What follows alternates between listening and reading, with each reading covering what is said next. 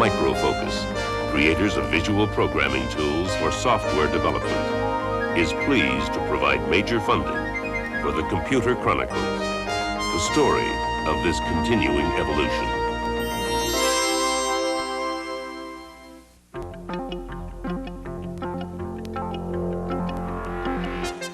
Welcome to the Computer Chronicles. I'm Stewart Cheifet, and this is Gary Kildall. Gary, I've been working with this abacus here, and the abacus is, of course, one of the oldest computing machines, about 5,000 years old, and if you're really fast, maybe you can do 2 or 3 operations per second on this thing. Well, today, of course, we're talking about computers which can do hundreds of millions of operations per second. The question is, why do you need that incredible kind of speed in a computer? Well, incredible speed helps sell computers, for one thing. But realistically, there are many problems that do require high-performance computers to get an effective solution. Real-time graphics is one example where the foreground and background images change at a fixed rate of, say, 30 frames per second.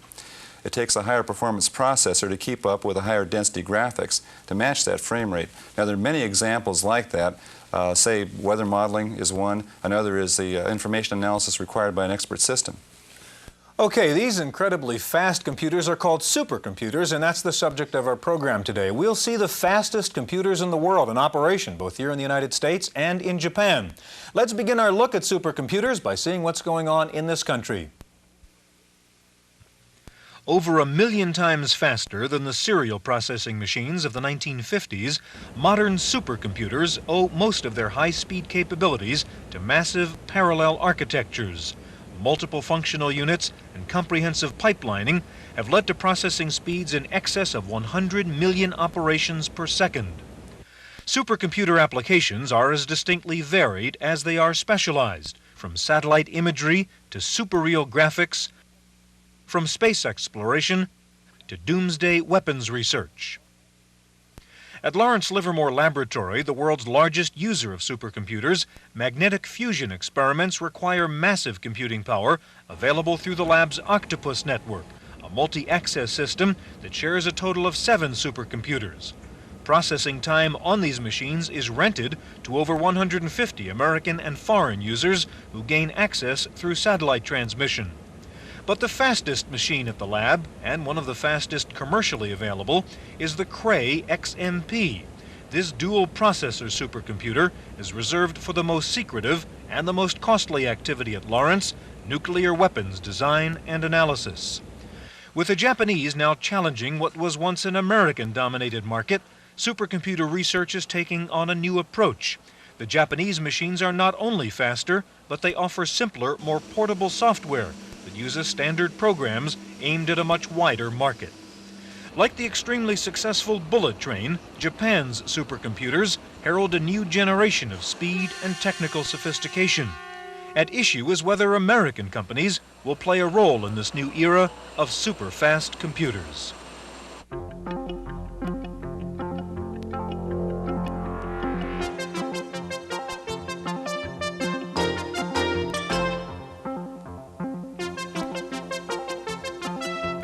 Joining us now is George Michael. George is head of the Computing Research Group at Lawrence Livermore National Laboratory, and John Repp, Marketing Program Manager for Control Data Corporation. Gary? George, it was about 10 years ago that I sold one of the first CPM systems in Lawrence Livermore Labs, and it was used as a little peripheral on an Octopus network, a network of supercomputers with microfiche storage and so forth. What was going on out there? What goes on at Livermore Labs with supercomputers? Well, the business of the laboratory is solving partial differential equations when it comes right down to it. Okay? They're doing advanced technological stuff in where it's based on nuclear energy or weapon technology, anything like that. These things require enormous computations. Okay? You'd like to be sure that you're right. So we use computers to do that. In other words, a computer is not an end in itself, it's the thing that's used to support the work that the laboratory is chartered to do. Do you find that what you do is you buy more and more computers as your need grows, or you try to use different techniques to use those computers more effectively? Oh, What's the process? We do both. In fact, the secret to supercomputers or to any other computer at any time, in any context, is that it's more than just a computer. There has to be a language to express ideas. There has to be algorithm development that shows how to be sure you've done the right thing. Okay? Given that, it's well, there's a lot of research that has to go on that prevents you from just saying, I can buy that computer and just get another factor of 20 or whatever it is that you need in speed. You have to build the thing in, as you well know. Now, you work a lot with Controlled Data Corporation, is that correct? And with Yes, John. we did. And what is it in the technology now? What are the limitations? Do we really have our supercomputers growing in order of magnitude every few years, or what's going on? Well, I don't know. I don't know how John feels about it, but I will say that if you plot the performance characteristic of machines since 1950, what you can see is that there's been a 2 orders of magnitude, that's a factor of 100, improvement in the decade from 50 to 60 and from 60 to 70, and then it turned over and we didn't get a factor of 10. Why? Well, some of the stuff was that the components are tired or they just can't go any faster. Some of the things is that we're trying to do things incorrectly. Okay, we got to rethink about how they're done, and some of it was that the machines require very strange perturbations in algorithms before they'll really perform. So we have to change all that and bring it all together, and then we'll start picking up speed again. Now, the CDC Star was I guess a supercomputer, what, 10 years ago, and it was a different architecture, and it was basically an array processing machine. And one of the difficulties that came about with the Star was that it really required different kinds of compilers and software techniques. Has that been a problem over the last 10 years? Has it been solved? Well, when Star was first introduced, I think part of it with the help of the laboratories and coming up with a new philosophy, a new logic to produce the high power, it had restructure your whole problem, restructure your thinking and how you were going to solve a problem. And over the years, it's taken quite some time to get to the point where vectors are recognized. I deal primarily in the commercial world, and as George and I were talking beforehand, the evolution was in the government. The government had the R&D funds. The government was able to produce and use the kind of architecture that came up. And we're seeing in the commercial world, it's almost a revolution right now. We were talking about, it's kind of like jumping on the bandwagon now of, I got to have one. I ought to get to a point where I can use it. And they're also reaching a point where they can't solve the problems in the same old way they were doing it. They went into the three-dimensional world where you have a lot more data points that you have to analyze and through whatever algorithms, and they're reaching a point where they could keep adding a lot of computers, or they could go to what we quote-unquote call a supercomputer today and move into tomorrow. So we're seeing quite a bit of change going on right now. John, what are the commercial applications? We've heard about Lawrence Livermore and those kind of research and government things. What are the commercial applications now of a supercomputer? Well, I can let me categorize it a touch into 3 or 4 different areas. Petroleum. Petroleum companies or oil companies have gone into supercomputing in a big way, not still totally knowing what they're doing with it, but the search for oil. Again, domestically, they've had to take a look at the seismic processing and also the reservoir simulation. So that's been a very big move, and probably the biggest, as far as I know, in usage of supercomputers. But again, restructuring the way they do things. It's a three-dimensional world, again, that they're looking at. In the automobile industry, we're starting to see that the major companies in the U.S. are going to supercomputing. They want to be able to crash a car by a computer versus taking a number of cars and smashing them up the way they have. They look at productivity of number of cars they have to produce to make a profit. And several of the companies now, by using larger computers and going into supercomputing, have been able to cut the number of cars that they produce to become profitable. And again, that's computer-aided design and all the things they're doing. One of the things that Captain Grace Hopper used to hand out at her lecture is the Grace Hopper nanosecond, which is about this long, and the distance that light travels in a nanosecond. She claimed that this is a fundamental limitation to the speed of computing, and what's your feeling on that? Has that been solved by various techniques? But I don't think it's a limit. In fact, I've not seen any physical quantity an effective limit. You tell me about the limit or tell the research world about it, and they'll figure a way around it. Parallelism is a simple-minded way of getting around the limit of how much signal can travel in a given unit of time. Parallelism is a radically new idea, and yet it's very, very old. But in order to successfully cope with it, as John says, there's a great deal of rethinking that has to be done. And perhaps it's the most difficult part that we face right now. Okay, we have to do it in such a way that the ultimate user isn't besotted with all this stuff that, in minutia that ruins him. And he can concentrate on his problem. But we have to take care that when his program is running on a machine, that it will run correctly and it will complete its job and things like that. That's something that people are just beginning to study now. well, I shouldn't say just beginning to study. Maybe the last 10 years people have been looking at that. The intensity of that kind of study is increasing right now. George, you've mentioned you kind of hit a wall this decade and not continuing to increase the speed. What are the technological problems? What are the barriers? I mean, what are the areas in which research is being focused to continue to increase speed? Okay, let's take the star as the first example. When the star is going to perform at its, quote, blazingly high speed, okay, the vector unit, which is part of the machine, must be running, okay? As far as the scientific computations are concerned, it turns out that a great deal of the computation cannot be kept in the vector mode, okay?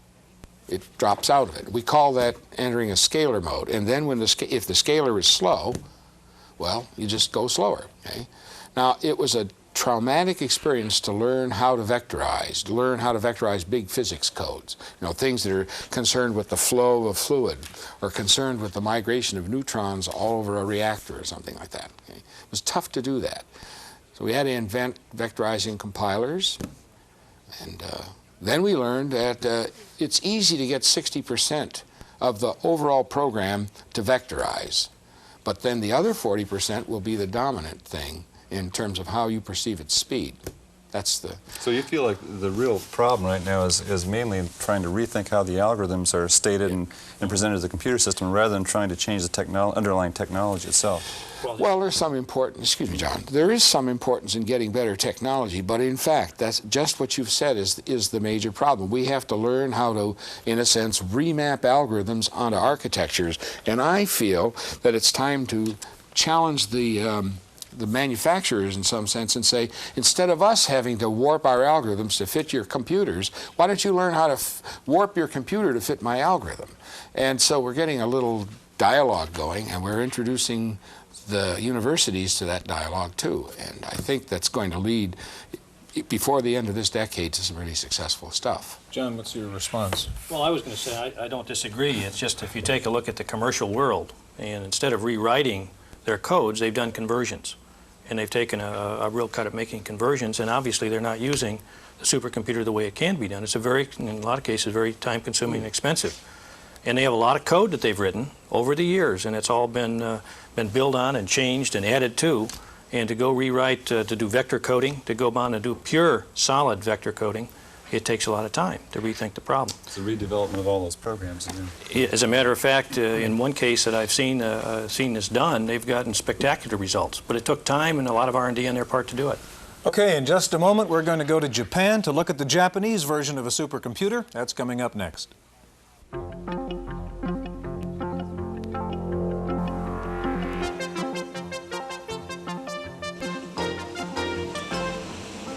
At the University of Tokyo, the Computer Science Department has a new Hitachi model S81020, one of the fastest supercomputers in the world, capable of 800 million floating point operations per second.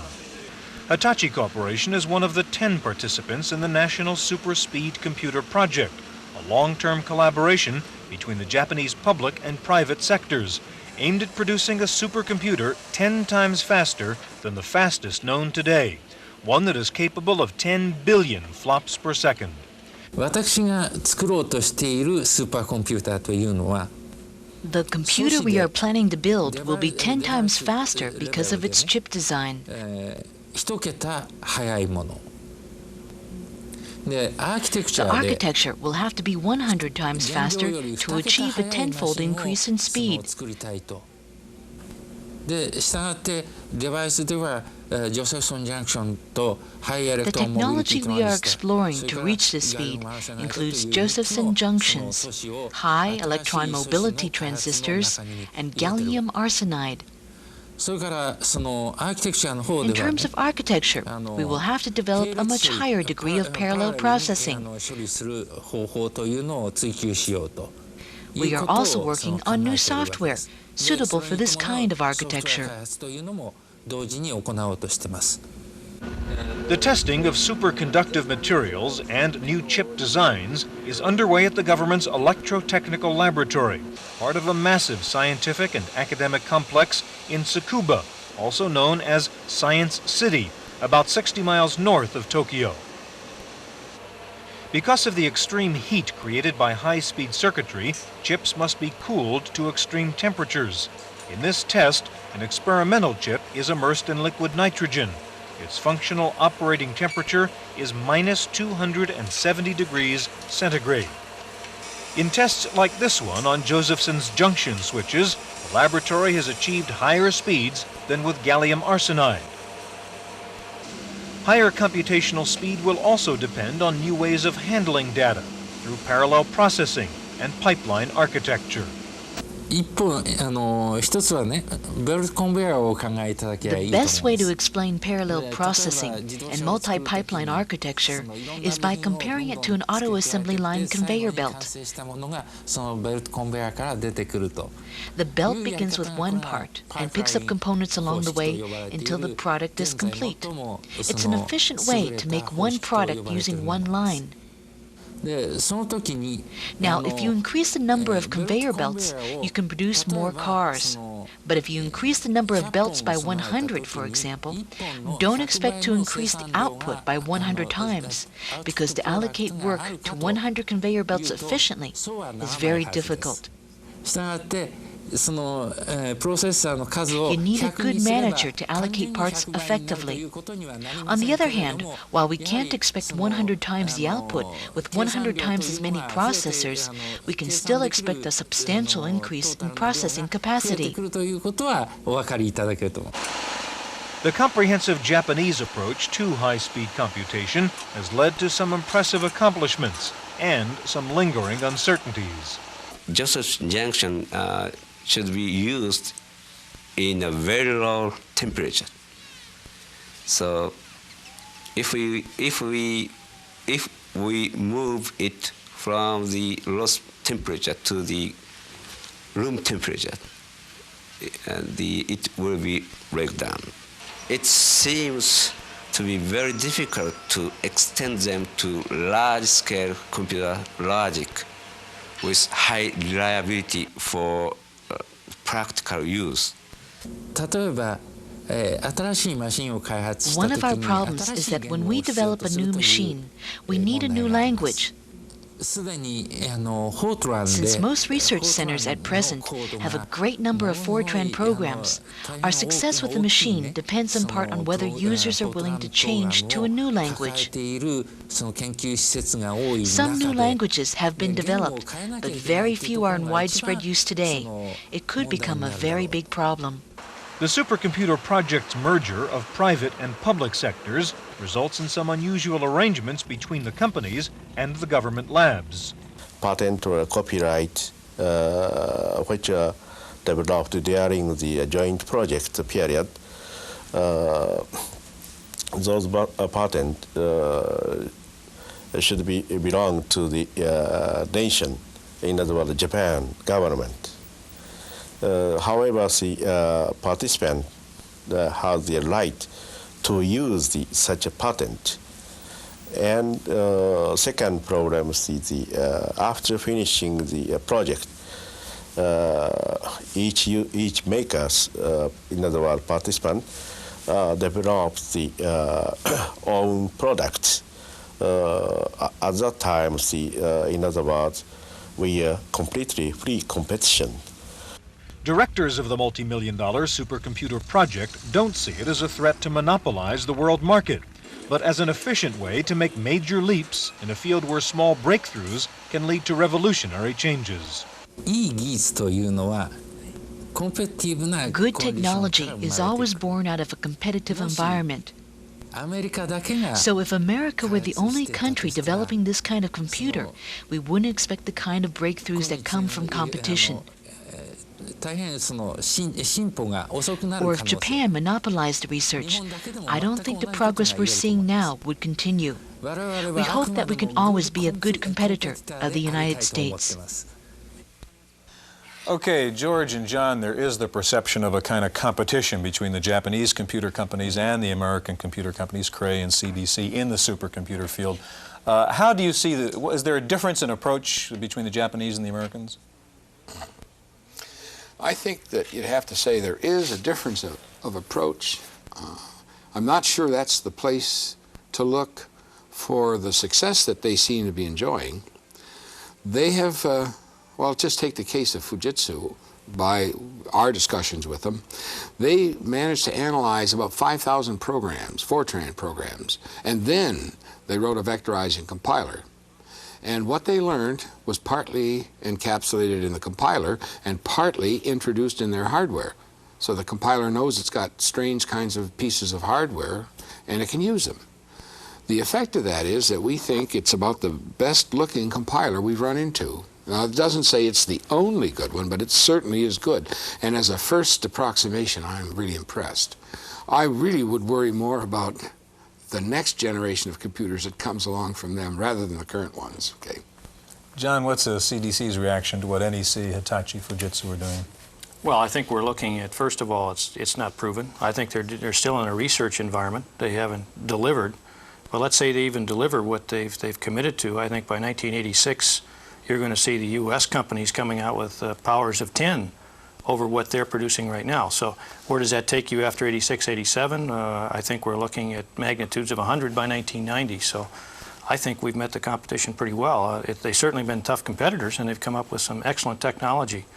But we look at ours being tenfold of that by 1986, 87. Are there bigger consequences? We hear of, the leadership and defense aspects, George, and who will have the leadership role in either the next generation or supercomputers. Is it really a big issue, this competition? I think so. I think that well, we're not faced with a life and death situation. I believe that if people in this country don't get busy, that the Japanese machines will become dominant in terms of the speed that they can produce and the price that they can sell it at.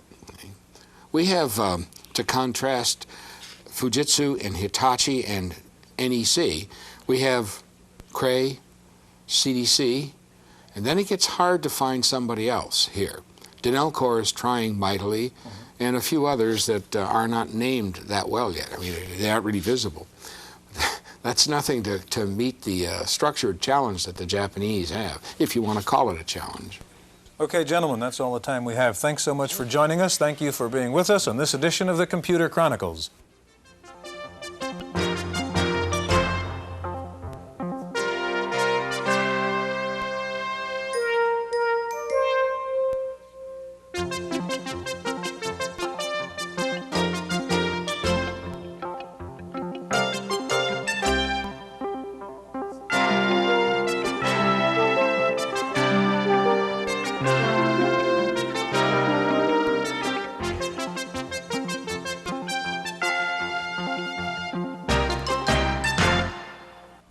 Microfocus, creators of visual programming tools for software development, is pleased to provide major funding for the Computer Chronicles, the story of this continuing evolution.